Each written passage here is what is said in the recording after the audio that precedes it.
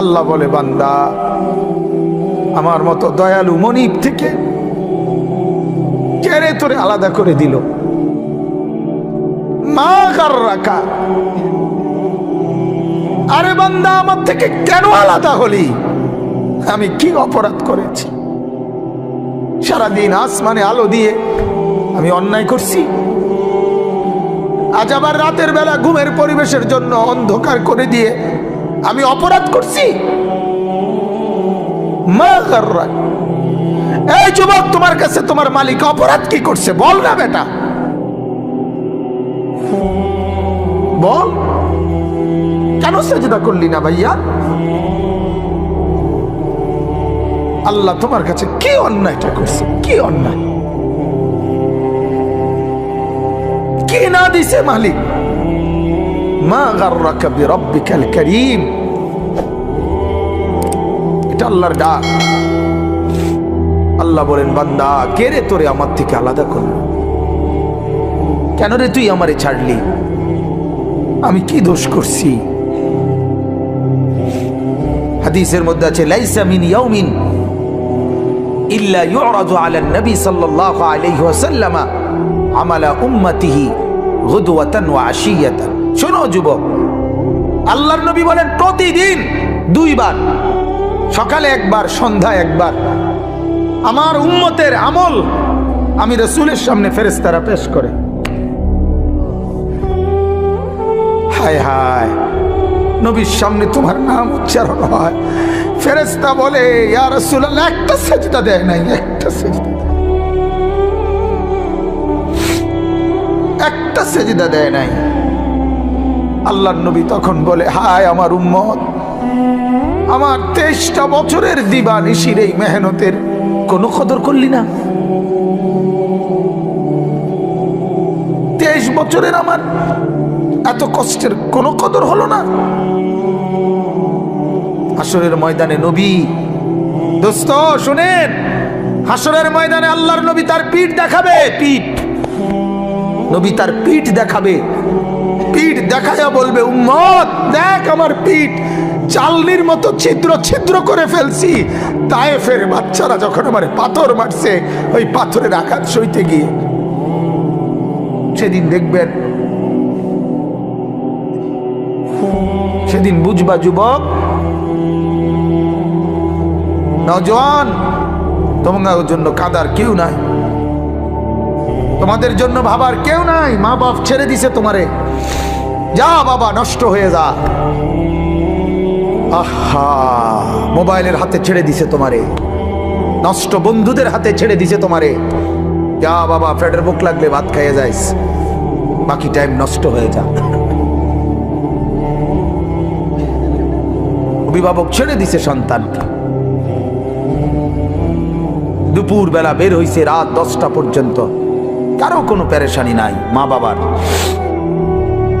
ছেলেটা কি হচ্ছে, কার সাথে উঠতেছে, বসতেছে, খাইতেছে, চলতেছে, কারো কোনো পেরেশানি নেই। এভাবে জিন্দেগি চলে না বাজান, এভাবে জিন্দেগি চলে না। এই জন্য আল্লাহ তাআলা প্রতিদিন ডাকে, আমার বান্দা আমি কি অপরাধ করেছি? রাসূল প্রতিদিন বলে, আমার উম্মত আমি কি অন্যায় করেছি? আমার তায়েফের রক্তের কোনো দাম নাই, আমার উহুদের দান শহীদ করার কোনো মূল্য নাই। 14 দিন আমি পেটে পাথর বেঁধেছি, আমার সেই পাথরের বাধা পেটের কোনো মূল্য নাই। আমি 3 মাস ঘরে চুলায় আগুন জ্বলে নাই, আমার সেই জীবনের কোনো মূল্য নাই। মুসলমানের ছেলেরা, মুসলমানের বাবারা, তোমরা তোমাদের আল্লাহকে চেনো, তোমরা তোমাদের রসুলকে চেনো। মোবাইল দিয়া হইলো রবিকে চেনো, রসুলের জীবনী শোনো, তাইলেও ফায়দা হবে। এই জীবন এভাবে নষ্ট করো না ভাইয়া। আল্লাহ আমাদেরকে বুঝ দান করেন, আল্লাহ আমাদেরকে কবুল করেন, আল্লাহ আমাদেরকে ফিকির দান করেন। অনেক যুবক বসছো মাশাআল্লাহ, আল্লাহ যত ছেলে বসছো, আল্লাহ তোমাদের ঈমান আমলের দৌলত দান করেন। এই কলিজাটা যদি একবার আল্লাহ পছন্দ করে তোমার, তো ওই দিলে আল্লাহ তাআলা ঈমান আমল দিয়েই দেবে। এজন্য তুমি আল্লাহর কাছে বলিও, আল্লাহ আপনি আমাকে আপনার জন্য গ্রহণ করেন, আপনার দ্বীনের জন্য গ্রহণ করেন। চলেন আমি যে আয়াত পড়ছি এই আয়াতে আল্লাহ তাআলা বলেন, সূরা আনফালের আয়াত, ইয়া আইয়ুহাল্লাযীনা আমানু।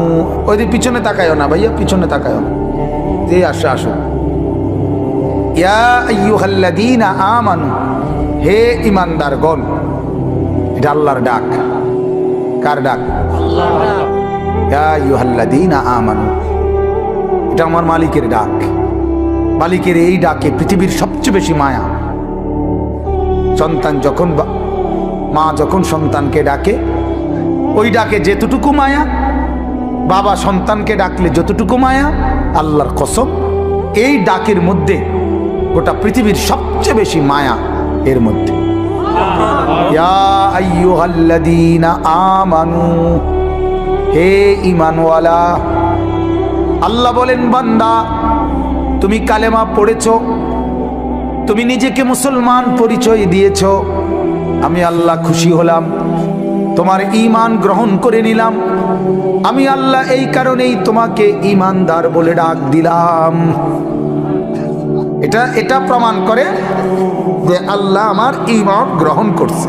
বলেন আলহামদুলিল্লাহ। ইয়া আইয়ুহাল্লাযীনা আমানু, এই শব্দটি কোরআনুল কারীমের মধ্যে মোট 89 বার আছে। 89, 8, 9, 89 বার আল্লাহ তাআলা 89 বার আমাদের ঈমানদারদেরকে ডাক দিয়ে দিয়ে বলছেন। কি বলছেন? দারুণ কথা। আল্লাহ বলেন, বান্দা তোমার ঈমান আমি গ্রহণ করলাম, এজন্য তোমাকে ঈমানদার বলে ডাক দিলাম। এবার তোমারে এরকম ঈমানদার বলে ডাক দিয়ে কিছু আমলের কথা বললাম, এই কাজগুলো তুমি ঠিক মতো করবা, আমার জান্নাত আমি আল্লাহ তোমারে বুঝাই দেব। ঈমানওয়ালার জন্যই জান্নাত। জান্নাত আল্লাহ বানাইছেন কার জন্য? আমাদের জন্য। এই যে আপনারা যারা বসছেন এখানে, ছোট বড় একের বিশ্বাস আল্লাহ তাআলা জান্নাত বানাইছে আমাদের জন্য। কাদের জন্য ভাইয়া বলো না? আমার জন্য। এই তোমার জন্য, তোমার জন্য, তোমার জন্য, তোমার জন্য, তোমার জন্য। ওই যারে ধমক দিলাম দোস্ত, তোমার জন্য। রাগ হইও না, আল্লাহ তোমারে কবুল করেন, আল্লাহ তোমারে নামাজি বানায় দেন। কারোর প্রতি তো এমনি তো কোনো বিদ্বেষ নাই, ঠিক না ভাইয়া? কারোর সাথে কি কোনো আলাদা দুশ্মনী আছে কি? তো আল্লাহ তাআলা বলেন, ঈমান আমি গ্রহণ করলাম, ঈমানের বিনিময়ে জান্নাত। যত লোক ঈমানদার আল্লাহ তাআলা বলেন আমার জান্নাত তোমাদের জন্য। সুবহানাল্লাহ।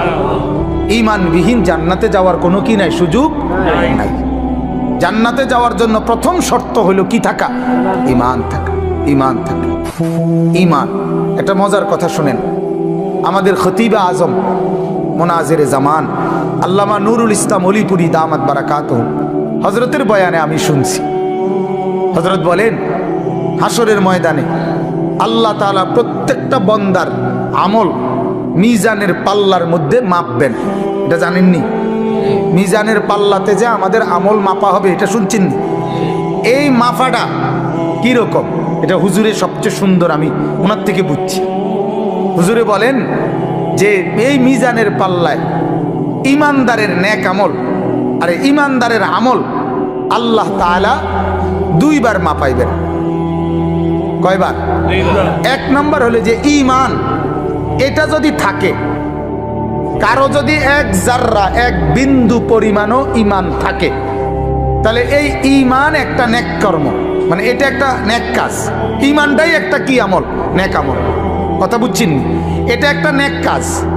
তো আল্লাহ পাক রব্বুল আলামিন এক পাল্লার মধ্যে তার পুরা জিন্দেগীর গুনাহ এটার মধ্যে উঠাবেন।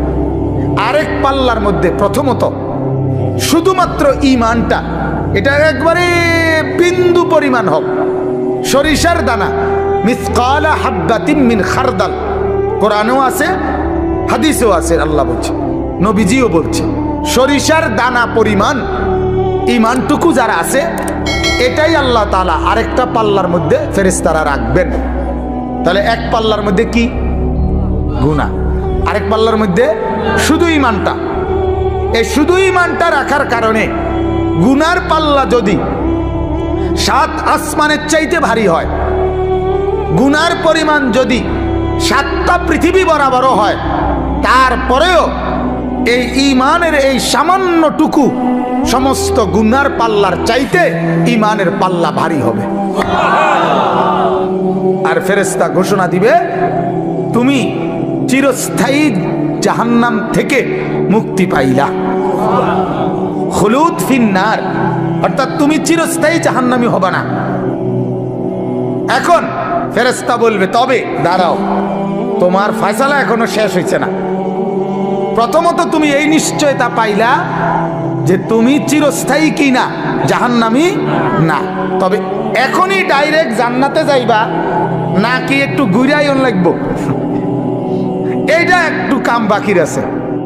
তখন ওই ঈমানটাকে সরাইয়া তার বাকি যত নেক আমল, নামাজ, রোজা, হজ, যাকাত, ওযু, গোসল, দান, সাদাকা, জিকির, তাসবিহ, তেলাওয়াত, আরো নেক আমল আছে না, এই নেক আমলগুলো এবার ওই পাল্লাতে রাখা হবে। এই পাল্লিতে রাখলে ঈমান, আরে নেক আমল এইবার আবার টান দিবে। আবার টান দিলে এইবার যদি নেক আমলের পাল্লা গুনার পাল্লার চাইতে ভারী হয় তো এখনই জান্নাত। মানে এক ঈমানের কারণে তো প্রথমে কি হয়ে গেছে, বরাদ্দ আসিল, এখন বাকি নেকের পাল্লাও গুনার চাইতে কি ভারী। এইবার আল্লাহর পক্ষ থেকে ফেরেশতারা বলবে, তুমি ডাইরেক্ট এদিক দিয়া এন্দে গিয়েই উঠবা, উঠলেই দেখবা জান্নাত, মানে ডাইরেক্ট জান্নাত। আর যার নেকিগুলো রাখার পরে গুনার পাল্লা ভারী হবে, তাকে বলা হবে, তুমি প্রথমত জাহান্নামে যাও, জাহান্নামে এই গুনার সমপরিমাণ শাস্তি ভোগ করার পর তারপরে ওই যে প্রথম ঈমানটুকু থাকার কারণে, ওইটুকুর কারণে তুমি জান্নাতি হবা। তো তবে আযাব ভোগ করে এরপরে ওই ঈমানের কারণে তোমাকে আবার জান্নাতে নিয়ে আসা হবে। তাহলে ঈমান কত বড় নিয়ামত। ঈমান এক নম্বরে, প্রথমত ঈমানের সাথে নেক আমল যদি ভারী হয় তাহলে সরাসরি জান্নাতে নিয়ে যাবে। আরেকবারে ঈমানের সাথে যদি গুনার পাল্লাও ভারী হয় তাহলে জাহান্নামের আযাব ভোগ করাইয়া হলেও ঈমান তাকে জান্নাতে আনবেই আনবে। এখন এখানে দুই কথা আমাদের, আপনাদের জন্য আমার। এক কথা হইল সর্বদাই খেয়াল রাখা ঈমান যেন আমার চলে না যায়। এটা সর্বোচ্চ একজন মানুষের সবচেয়ে বেশি খেয়াল রাখা দরকার, ঈমান যেন আমার চলে না যায়। আমার শায়েখ আল্লামা মুফতি মুশতাকুন নবী সাহেব বলে, মাঝে মাঝে বুকে হাত দিয়া বলা দরকার, নিজের ঈমান পরীক্ষা করা দরকার, আছে তো ঈমান, চলে গেল না তো, হারায় গেল না তো। ঈমান কিন্তু চলে যায়। ঈমান কি হয়ে যায়? চলে যায়। কুফরি করলে ঈমান চলে যায়, শিরিক করলে ঈমান কি হয়ে যায়? ক্ষতিগ্রস্ত চলে যায়। তাহলে এই জন্য একজন মুমিনের উচিত, একজন মুসলমানের উচিত নিজের ঈমানের পাহারাদারি করা, যেন আমার ঈমান চলে না যায়, কুফরি যেন না হয়। কিন্তু আমরার দুর্ভাগ্য হইল ঈমান যায় কেমনে, কুফরি হয় কিভাবে, শিরিক হয় কিভাবে, এটাও তো আমরা জানি না। ইসলামকে তো আমরা এত সহজ মনে করি, এত সস্তা মনে করি। আমরা অনেক মানুষ মনে করে যে হুজুররা এত কিছু লইয়া কি করে। হুজুররা, বহুত লোক আছে যে হুজুররা কেন বাংলা, অঙ্ক, ইংরেজি, পদার্থ, জীব বিজ্ঞান, রসায়ন বিজ্ঞান, পৃথিবীর এই অত্যাধুনিক যান্ত্রিকতার এই যুগে এগুলো কেন পড়ে না? হুজুররা করে কি? সামান্য একটু কোরআন শরীফ আর মসজিদের ইমামতি, এটুকু নিয়েই ব্যস্ত আছে কেন? আহা, বদনসিব, বদনসিবে মনে করছে কোরআন মানে এই সামান্য একটু শুধু পড়ার, কোরআন মানে এটা তেলাওয়াতেরই শুধু কিতাব। অথচ এই কোরআন যে জামিউল উলুম, পৃথিবীর সমস্ত জ্ঞানের মূল ভান্ডার এই কোরআন। তাহলে আল্লাহর কসম, ভারতের এক বড় বুজুর্গ ছিলেন সৈয়দ আবুল হাসান আলী আন-নদভী রাহমাতুল্লাহ আলাইহি। তিনি বলেন, পৃথিবীর সবাই অবসর পেতে পারে, কিন্তু আলেমে দ্বীন যারা, মাদ্রাসায় পড়ে যারা, আল্লাহর কোরআন আর রসুলের সুন্নাহ পড়ে যারা, তাদের 24 ঘন্টায় কোনো অপশন নাই। কারণ জীবনের যত শাখা, মাদ্রাসার দায়িত্ব, আলেমের দায়িত্ব, সকল শাখায় দিক নির্দেশনা দেওয়া। চাকরি, ব্যবসা, লেনদেন, কৃষি, ক্ষেত খামার, আয় রোজগারের যত মাধ্যম, মানুষের জীবন চলার যত মাধ্যম, লেনদেন, সামাজিকতা, আচার অনুষ্ঠান, বিশ্বাস, ইবাদত, আমল, হাঁটা চলা, খাওয়া পড়া, আহার নিদ্রা, হাসি কান্না, রাত দিন, অজু গোসল, যা কিছু আছে সমস্ত ব্যাপারে মানুষকে দিক নির্দেশনা দেওয়া একমাত্র উলামায়ে কেরামের দায়িত্ব, আর কারো না। ডাক্তারের দায়িত্ব সব বিষয়ে কথা বলা না, ইঞ্জিনিয়ারের দায়িত্ব সব বিষয়ে কথা বলা না, কিন্তু আলেমের দায়িত্ব ডাক্তারকেও প্রেসক্রিপশন দেওয়া, ইঞ্জিনিয়ারকেও প্রেসক্রিপশন দেওয়া, কৃষিজীবী, ক্ষেত খামার, দিন মজুর, শিক্ষিত মূর্খ প্রত্যেককে ইসলামের মাসআলা বলা, শরীয়তের বিধান বলা আলেমের দায়িত্ব। তাহলে এত বড় ভারী জিম্মাদারি যার কাঁধে, তার আবার অবসর কিসের? আমি আজকে আমার সাথে এক মাওলানা আছে, ওই মাওলানা কই, এই মাওলানারে আমি কালকে রাতেও বলছি, মাওলানা দিনের কাজ করতে চান না? দিনের কাজ করতে হলে রাত 2টা আর দিনের 2টা বরাবর মনে করতে হইব। রাতের 2টা এবং দিনের 2টা বরাবর মনে করবেন যে ইমানদারের আলেমে দিনের কোনো অপশন নেই। রাত 2টায়ও দিনের 2টায়ও উম্মত যখনই দ্বীনের জন্য কোনো তাকাজা পেশ করবে রেডি থাকতে হবে। এটা হলো আমাদের জিন্দেগি। অতএব আমি আপনাদের কাছে এটা বুঝাইতে চাইলাম, ঈমানের ব্যাপারে আমরা অবশ্যই জানা দরকার। কি কারণে আমার কুফরি হয়, কি কারণে আমার শিরিক হয়? আমাদের কাছে এই দ্বীনের তালিম তো নাই, তালিম নাই। আমরা বহু মুসলমান নিজেদেরকে স্বাভাবিকভাবে মুসলমান মনে করি। অনেক লোক আছে নিজেদেরকে নামাজিও মনে করে, নামাজ পড়েও মাশাআল্লাহ, কিন্তু নামাজের মাসআলা, ওযুর মাসআলা, হালাল হারামের মাসআলা, জায়েজ না জায়েজের মাসআলা, পাক নাফাকের মাসআলা, পবিত্রতা অপবিত্রতার মাসআলা, এগুলোর ব্যাপারে ফিকির নেই, কোনো ফিকির নেই। তাইলে আপনি ভাবেন, যদি এই ব্যাপারে ফিকিরে না থাকে, যদি কোনো আচরণে কোনো কথাবার্তায় আপনার কুফরি হয়, তখন আপনি তো জানেন না আপনার ঈমান যে চলে গেছে, আপনার তো খবরও নেই। বলেন নাউজুবিল্লাহ।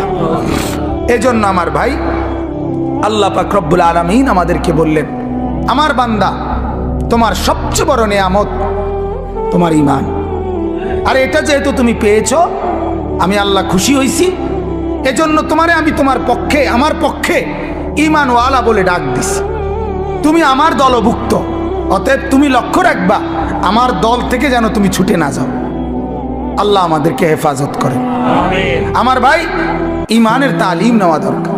এই যে দাওয়াত ও তাবলীগের সাথীরা সারা পৃথিবী জুড়ে ঈমান ও আমলের তালিম দেয়।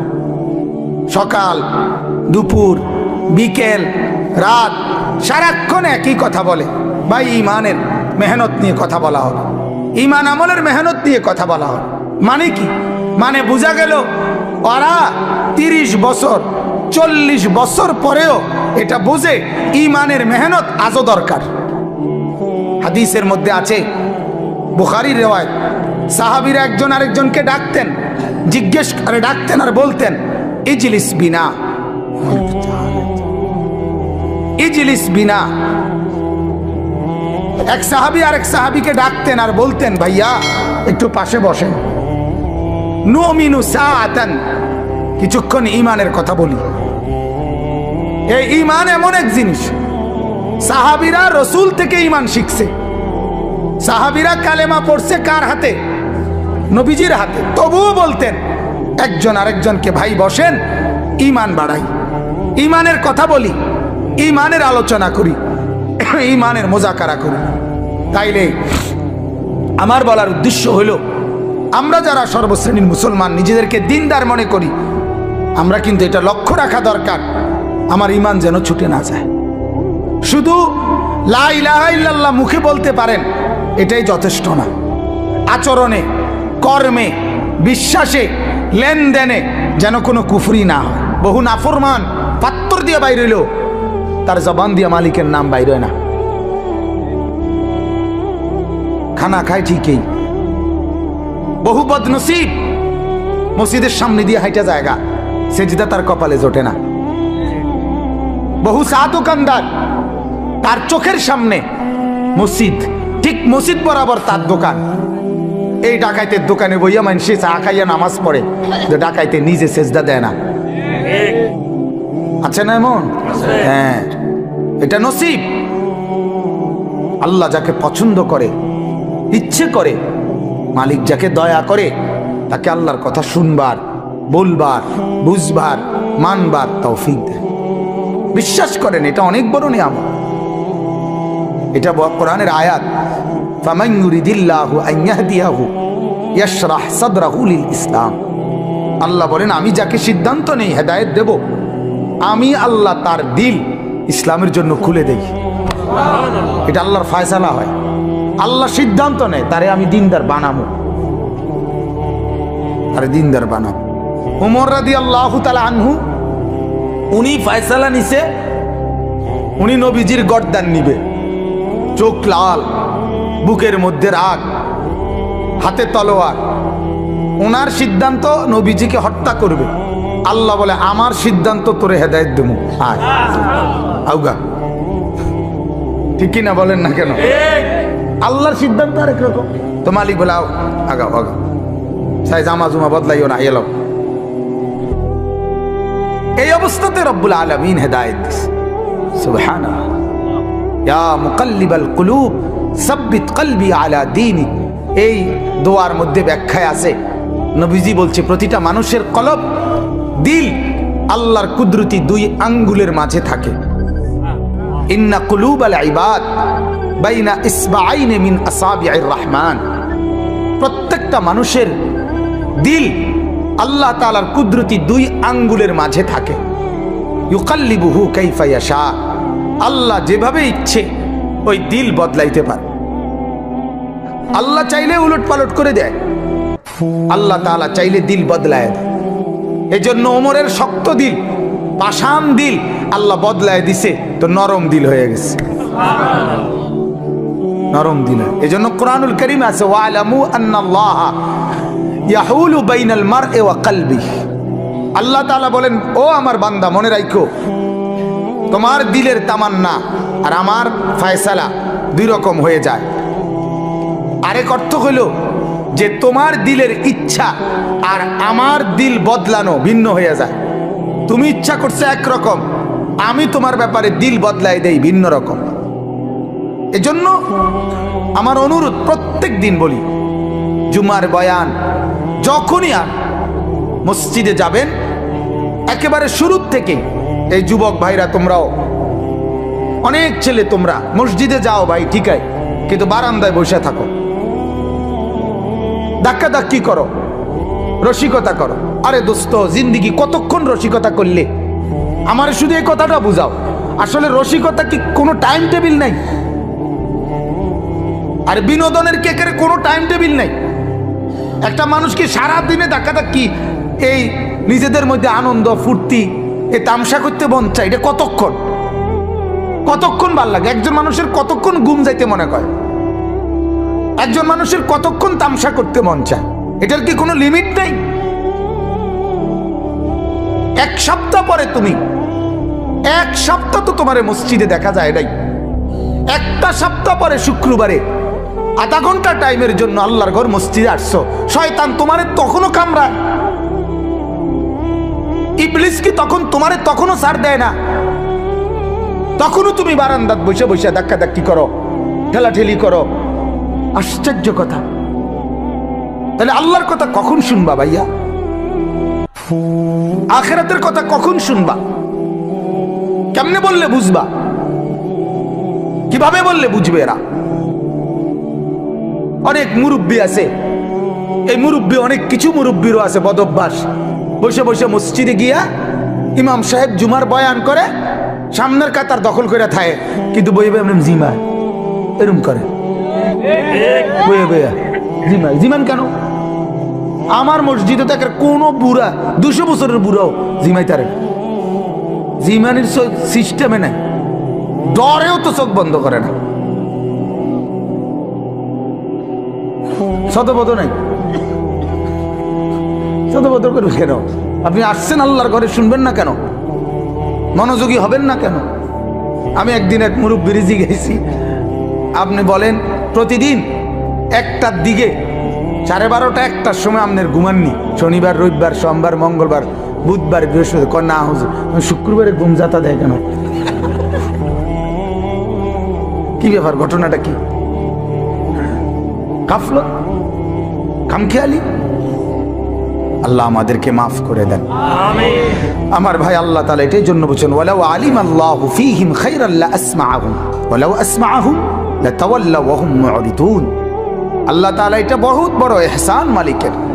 আল্লাহ বলেন, আমি চাইলে শুনাই, আমি মহব্বত করলে হেদায়েত দেই, আমি আল্লাহ পছন্দ করলে আমার রাস্তায় টেনে নিয়ে আসি। আল্লাহু ইয়াজতাবি ইলাইহি মান ইয়াশা। আল্লাহ বলেন, আমি যাকে পছন্দ করি, ইচ্ছে করি, আমি তাকে টেনে, জজব মানে হলো টাইনা নিয়ে আসি, আকর্ষণ করে আমি আমার দিকে নিয়ে আসি। সুবহানাল্লাহ। সে যায় উল্টো দিকে, আমি আল্লাহ টেনে নিয়ে আসি আমার দিকে। সুবহানাল্লাহ। আরেকটা হলো ওয়াহদি ইলাইহি মান ইউনিব। আল্লাহ বলেন, আমার রাস্তায় একটু যদি কেউ আগায়, আমি আল্লাহ তার চাইতে বেশি গতিতে আমি আল্লাহ তাআলা তাকে এগিয়ে হেদায়েত দিয়ে দেই। সুবহানাল্লাহ। এটার উদাহরণ আমরা ওস্তাদদের মুখে এভাবে শুনছি যে মা যখন তার ছোট ছেলেকে হাঁটা শিখায়, বাচ্চাকে, তখন মা একটু দূরে বাচ্চাটাকে দাঁড় করাইয়া এরপরে এই পাশ থেকে মা বলে, আব্বু আসো, আসো আসো আব্বু, একটু একটু আসো। তো বাচ্চা 2 কদম 3 কদম দিয়েই বাচ্চাটা পড়ে যায়, ঠিক না? মা তখন দৌড়াইয়া গিয়া মহব্বত করে, আদর করে কোলে তুলে নেয়, এরপরে আদর করে চুমা দেয়। রব্বুল আলামিন যখন বলে, আমার বান্দা আমার রাস্তায় 2-4 কদমই আগাও, 2-4 কদম আগাইলেই আমি আল্লাহ নিজে আগায় গিয়ে তোমার কোলে তুলে নেব। সুবহানাল্লাহ। আদর করবো, আমি আদর করব। আমার শায়েখ আল্লামা মুফতি মুশতাকুন নবী সাহেব বলে, বান্দা যখন সেজদা করে, আল্লাহ তখন বান্দাকে আদর করে যেন পিঠে এবং মাথায় হাত বুলায় দেয়। হাত বুলায়, আনিস আসছো না, সেজদা করলা, খুশি হইলাম, আদর করে বুলায়। আল্লাহর পেয়ারা বান্দারা মালিকের স্পর্শ পায়। সুবহানাল্লাহ। মালিকের স্পর্শ পায়, মালিকের অস্তিত্ব কলিজার মধ্যে অনুভব করে, দিলের মধ্যে অনুভব করে। হাদিসের মধ্যে আছে, রাসূলুল্লাহ সাল্লাল্লাহু আলাইহি ওয়াসাল্লাম একদিন নামাজের মধ্যে তেলাওয়াত করতেছিলেন। নামাজে কোরআন শরীফ পড়ে না, তেলাওয়াত অবস্থায় একটু সামনে আগায় গেছে, আবার পিছায় পড়ছে। নামাজ শেষ করছে, আর সাহাবীরা জিজ্ঞেস করলেন, ইয়া রাসূলুল্লাহ কি করলেন এটা, যে আগায় আবার পিছায় গেলেন? আল্লাহর নবী বলেন, সাহাবীরা জান্নাতের ফলের কথা, জান্নাতের এই আয়াত যখন পড়তেছিলাম, তো আমি দেখছিলাম যে জান্নাতের ফলের গাছ আমার সামনে দাঁড়ানো, এই জন্য একটু আগায় গেছিলাম, মন চাইছিল ফলের একটা থোকা খুলুম, মানে সিরালমু। আবার ভাবলাম এটা তো দুনিয়া, এই জন্য ছিড়ি নাই, আর আবার পিছায় পড়ছি। মানে এমন ভাবে দেখছে, এমন ভাবে দেখছে। আল্লাহ রাসূল সাল্লাল্লাহু আলাইহি সাল্লামের সাহাবীরা বলতেন, রাসূলুল্লাহ সাল্লাল্লাহু আলাইহি সাল্লাম যখন সেজদা দিতেন, সাহাবীরা বলেন, আমরা শুনতাম, নাসমাউ লাহু আজিরান কা আজিরিল মিরজান। আল্লাহর নবীর সাহাবীরা বলেন, ডেকচির মধ্যে পানি গরম করলে, উতরাইলে যেরকম ডগডগ আওয়াজ করে, গড়গড় আওয়াজ করে, সাহাবীরা বলেন আল্লাহর নবী সেজদার মধ্যে এভাবে কাঁদতেন, আমরা তার কলিজার ভেতরে এই ডেকচির উত্তপ্ত গরম পানির ডগডগে আওয়াজের মতো শুনতে পেতাম। কি নামাজ পড়তেন, কেমন সেজদা করতেন। আল্লাহর নবীর স্ত্রী আম্মা জান আয়েশা রাদিয়াল্লাহু তাআলা আনহা বলেন, মাঝে মাঝে আল্লাহর নবী যখন সেজদা করতেন তাহাজ্জুদে, রাত গভীরে, এত লম্বা সেজদা করতেন, এত লম্বা সেজদা দিতেন, হযরত আয়েশা বলেন, আমি ভাবতাম, হায় তিনি ইন্তেকাল করলেন কিনা, তিনি মারা গেলেন কিনা। তো আমি নিজেই নিজে রাসূলুল্লাহ সাল্লাল্লাহু আলাইহি সাল্লামের পায়ের আঙ্গুলে হাত দিয়ে মানে অনুভূতি চাইতাম জীবিত আছে কিনা। এত লম্বা সেজদা দিতেন, এত লম্বা সেজদা দিতেন। এজন্য ভাইজান আমার বাপ, এটা অনুভূতির ব্যাপার। আল্লাহর রাস্তায় আসতে পারা, আল্লাহর কথা শুনতে পারা, দ্বীনের আয়োজন করা, আল্লাহর কথা বলতে পারা, কোরআনের একটা মজলিসের ইন্তজাম করা, হ্যাঁ, অনেক বড় ইহসান ও করম ছাড়ার কিছু। তোমার দ্বারা আল্লাহ তাআলা একটা ভালো কাজ করাইছে, যে ছেলেরা করছে মাশাআল্লাহ। শামীম ভাই আমারে আবদার করে বসছে, মূলত ওনার আবদারের কারণে আমি এই সময়টুকু মিলাইছি। তো মহব্বত করে বলছে, যে উনি নিজেই বলছে যে ছেলেরা, ছোট ছোট ছেলেরা আয়োজন করে, তা আমি সবার জন্য দোয়া করি আল্লাহ তাআলা আমাদের এই নওজোয়ানদেরকে আগামী দিনে ইমাম মাহাদির সাথে অন্তর্ভুক্ত করুক। বলেন আমিন। আজ মাহাদির পক্ষেই লোক দরকার দোস্ত।